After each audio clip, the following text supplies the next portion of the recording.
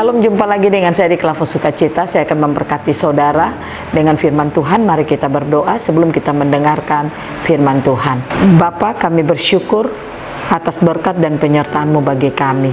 Kami siap untuk mendengarkan firman-Mu. Roh Kudus berbicaralah bagi kehidupan kami. Amin.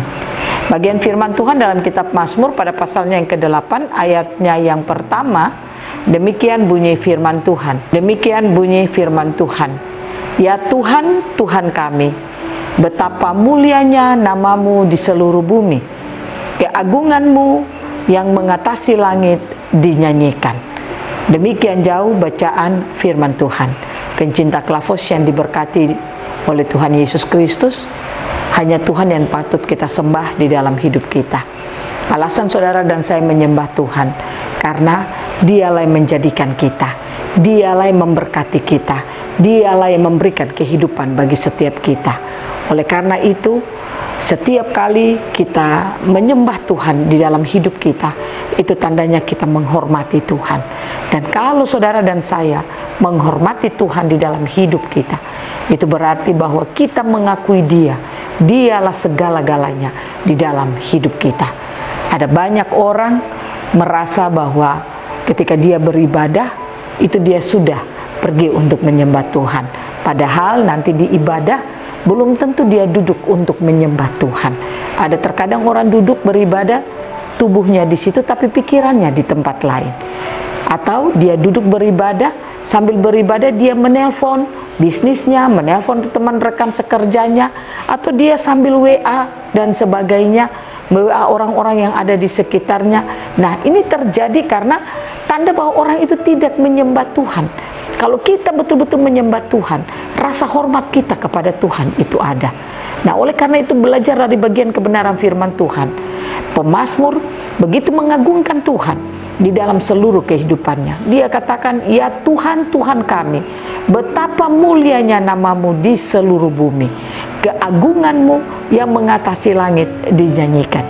Pertanyaannya, mengapa sampai pemazmur bisa memuliakan Tuhan? Karena dia mengenal siapa Tuhan yang dia sembah. Pastikan saudara dan saya pun mengenal Tuhan yang kita sembah, supaya kita akan mampu untuk bisa menghormati Tuhan, mengagungkan Tuhan lewat seluruh sikap hidup, tingkah laku kita, perkataan kita, bahkan perbuatan kita. Jangan kita hidup sebagai orang yang hanya berkata, saya bersyukur Tuhan memberkati saya, atau kita berkata, terima kasih Tuhan atas apa yang Kau berikan bagi saya, tapi itu hanya sekedar kata-kata. Lewat sikap hidup, tingkah laku kita itu tidak dinyatakan. Belajar untuk mari kita menyatakan akan keagungan kita kepada Tuhan lewat seluruh kehidupan kita. Kita suka menyembah Dia, kita suka memuji dan memuliakan Dia di dalam seluruh kehidupan kita, sehingga pada saat kita beribadah, waktu kita menyanyi, benar-benar kita menyanyi menghormati Tuhan. Bukan sekedar karena kata kita sudah menghafalnya, lagunya kita sudah menghafal, lalu kita asal menyanyi, tapi pikiran kita tidak kepada Tuhan, tetapi kepada yang lain. Nah, oleh karena itu mari kita belajar di dalam seluruh kehidupan kita, agungkan Tuhan dalam hidup kita. Karenanya, kenali siapa Tuhan yang kita sembah, sehingga kita mampu untuk mengagungkan Dia, menyembah Dia di dalam hidup kita. Tuhan Yesus menolong kita lewat Roh-Nya yang kudus, supaya saudara dan saya mampu untuk mengagungkan Dia dan menyembah Dia di dalam hidup kita. Amin. Mari kita berdoa. Terima kasih Tuhan, kami rindu, beri kami hati yang terus mau menyembah Tuhan, hati yang mau menghormati Tuhan di dalam hidup kami, hati yang mau mengenal Tuhan, sehingga lewat pengenalan kami akan mampu untuk menyembah Tuhan dalam hidup kami.